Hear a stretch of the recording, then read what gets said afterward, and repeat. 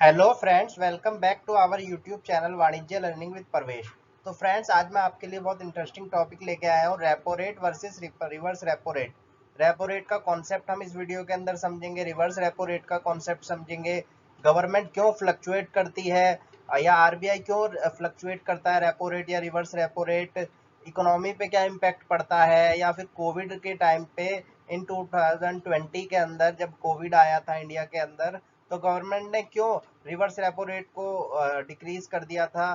तो हम इस वीडियो के अंदर उन सब चीजों को जानने की कोशिश करेंगे थ्रू अ प्रैक्टिकल डायग्राम। इस वीडियो की यूनिकनेस यही है कि इस वीडियो के अंदर हम प्रैक्टिकल डायग्राम के थ्रू चीजों को समझने की कोशिश करेंगे।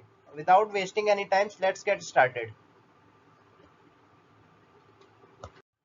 तो फ्रेंड, सबसे पहले हम जानते हैं रिवर्स रेपो रेट और रेपो रेट क्या है, ये किस तरीके के टूल्स है। एक्चुअली होता क्या है, जो सेंट्रल बैंक किसी भी कंट्री का होता है, जैसे इंडिया का आरबीआई है, वो मार्केट के अंदर लिक्विडिटी कितनी चलनी चाहिए, कितनी लिक्विडिटी होनी चाहिए, नहीं होनी चाहिए, तो उन सब चीजों को मेजर करने के लिए आरबीआई रिवर्स रेपो रेट को बढ़ाता है या घटाता है, या रेपो रेट को बढ़ाता है या घटाता है। तो फ्रेंड्स, वन बाय वन हम चीजों को समझने की कोशिश करेंगे थ्रू डायग्राम। तो सबसे पहले हम समझते हैं रेपो रेट। रेपो रेट जो होता है, पहले हम समझने की कोशिश करते हैं। जब भी कोई कमर्शियल बैंक आरबीआई को छोड़ के या सेंट्रल बैंक किसी भी कंट्री के छोड़ के, जैसे इंडिया के अंदर आरबीआई है, आरबीआई को छोड़ के कोई भी अदर बैंक जो है, वो जब भी आरबीआई से लोन लेता है या फंड्स रेज करता है, तो आरबीआई उसे फंडिंग करती है, और उसके बदले में जिस रेट ऑफ इंटरेस्ट से वो इंटरेस्ट लेता है आरबीआई, उसी को रेपो रेट कहा जाता है। तो फ्रेंड्स, आइए पढ़ते हैं। Repo rate is the rate at which the RBI lends money to commercial bank in case of lack of funds in the economy. यानी जब भी किसी भी रीजन से, ये तो एक रीजन है, कई सारे रीजन हो सकते हैं, जब भी कोई कमर्शियल बैंक जाता है आरबीआई के पास फंड्स के लिए, तो आरबीआई उन्हें फंडिंग करता है और एक रेट पे करता है, तो उस रेट को ही रेपो रेट कहा जाता है। Repo rate is a type of interest rate when commercial bank take loan or funds from RBI at X% rate of interest, so this is called repo rate. आइए इस diagram के through समझने की कोशिश करते हैं। ये आरबीआई है, जो देश का सेंट्रल बैंक होता है, बैंकों का बैंक होता है आरबीआई। और ये कमर्शियल बैंक है, कोई भी बैंक हो सकता है, आरबीआई को छोड़ के जो भी बैंक्स हैं वो कमर्शियल बैंक है या नॉन कमर्शियल बैंक जो भी है। ठीक है, तो आरबीआई के जब भी कमर्शियल बैंक जो है फंडिंग के लिए जाएंगे आरबीआई के पास, तो आरबीआई उन्हें फंडिंग करेगा। तो उस फंडिंग के बदले में आरबीआई उनसे इंटरेस्ट लेगा, इंटरेस्ट ऑन फंड्स। तो वो जो इंटरेस्ट लेगा, एक रेट डिसाइड होगा, तो उस रेट को कहा जाता है रेपो रेट। आई होप आपको ये रेपो रेट का कॉन्सेप्ट अच्छे से क्लियर हो गया होगा। तो फ्रेंड्स, अब हम चलते हैं reverse repo rate. Reverse repo rate जो होता है वो बिल्कुल अपोजिट होता है रेपो रेट के कंपैरिजन में। तो रेपो रेट के अंदर क्या होता है कि आरबीआई कमर्शियल बैंक फंडिंग करते हैं, फंडिंग मांगते हैं आरबीआई से मार्केट में लिक्विडिटी के लिए, अपने कस्टमर्स को लोन देने के लिए, पैसा देने के लिए, अपने बिजनेस को करने के लिए, बैंकिंग इंडस्ट्री के बिजनेस के लिए। But in case of reverse repo rate के अंदर, जब भी कमर्शियल बैंक जो होते हैं, अपना फंड, उनके पास एक्सेस फंड होता है, तो वो चाहते हैं आरबीआई के पास डिपॉजिट कराना। ठीक है, तो जब वो डिपॉजिट कराते हैं, तो उस डिपॉजिट पे आरबीआई इंटरेस्ट पे करता है कमर्शियल बैंक को, तो उस इंटरेस्ट को कहा जाता है रिवर्स रेपो रेट। तो फ्रेंड्स देखिए, reverse repo rate is opposite to repo rate. In case of reverse repo rate is the rate at which RBI borrow money from commercial bank. जब आरबीआई बोरो करता है commercial bank से, या commercial bank खुद deposit करते हैं RBI के अंदर कुछ एक्सेस फंड्स, तो जिस भी रेट पे करते हैं उसी को रिवर्स रेपो रेट कहा जाता है। In simple words, reverse repo rate when commercial bank deposit our funds in RBI, and on that this deposit RBI provide interest to commercial bank, so this interest is called reverse repo rate। देखिए, इस diagram में RBI है, ये commercial bank है। Commercial bank के पास कुछ access funds थे, उन्होंने आरबीआई के पास डिपॉजिट में कर दिए, तो उस डिपॉजिट पे आरबीआई ने उन्हें इंटरेस्ट दे दिया, इंटरेस्ट पेड बाय आरबीआई। तो उस जो भी इंटरेस्ट डिसाइड हुआ उसको कहा जाता है रिवर्स रेपो रेट।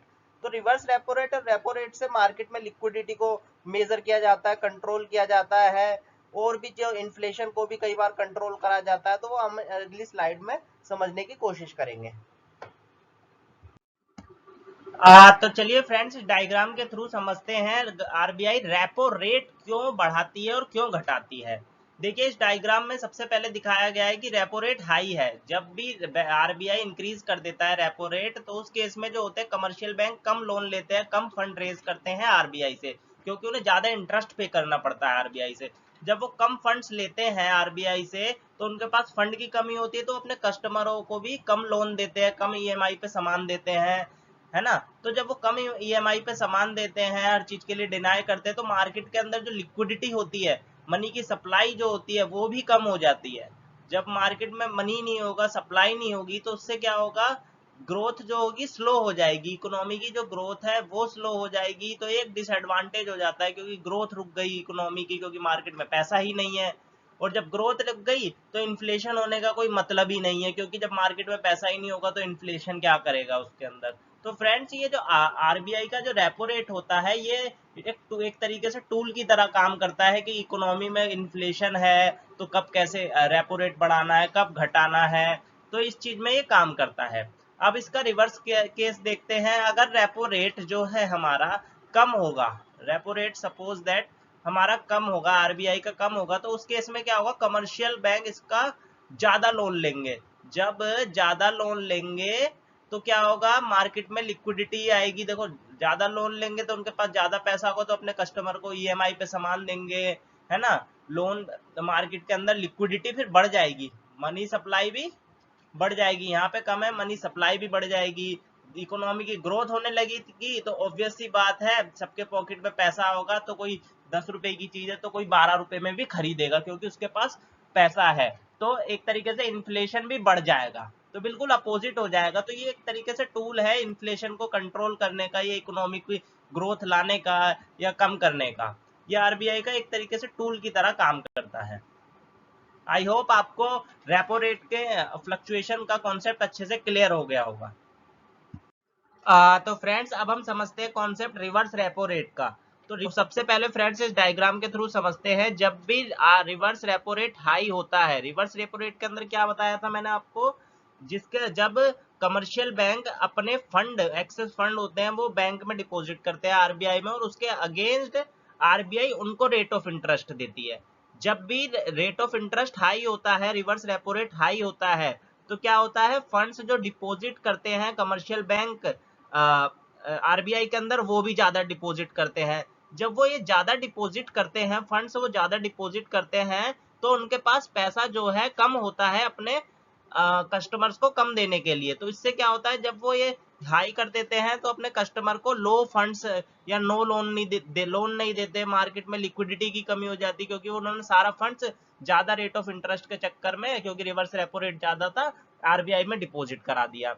उन्होंने वहां फंड्स डिपॉजिट करा दिया, तो उन्होंने अपने कस्टमर्स को लोन नहीं दिया, ईएमआई पे सामान नहीं दिया। तो इससे क्या हुआ, मार्केट में लिक्विडिटी की कमी हो गई, फंड की कमी हो गई, मार्केट में मनी सप्लाई की कमी हो गई।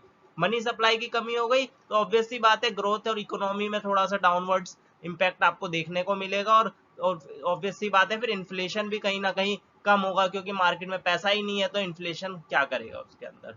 तो फ्रेंड्स, रिवर्स रेपो रेट ऐसे काम करता है। अगर इसका आप अपोजिट साइड लेके चले, अगर रिवर्स रेपो रेट कम होगा, रिवर्स रेपो रेट हमारा डाउनवर्ड सिचुएशन पे होगा, तो कमर्शियल बैंक जो है, कमर्शियल बैंक आरबीआई में पैसा डिपॉजिट नहीं करेंगे, क्योंकि उन्हें वहां कम रेट ऑफ इंटरेस्ट मिलेगा। तो वो अपना फंड सारा जो है अपने कस्टमर्स को देंगे, लोन पे, ईएमआई पे। तो वो ज्यादा लोन देंगे अपने कस्टमर्स को, मार्केट में लिक्विडिटी आएगी, मनी सप्लाई बढ़ जाएगी, इकोनॉमी की ग्रोथ होने लगी होगी, और थोड़ा बहुत इन्फ्लेशन तो बढ़ेगा ही बढ़ेगा, ऑब्वियस सी बात है। तो फ्रेंड्स, ये बिल्कुल अपोजिट काम करेगा उसके। तो आई होप आपको रिवर्स रेपो रेट का भी कॉन्सेप्ट क्लियर हो गया होगा।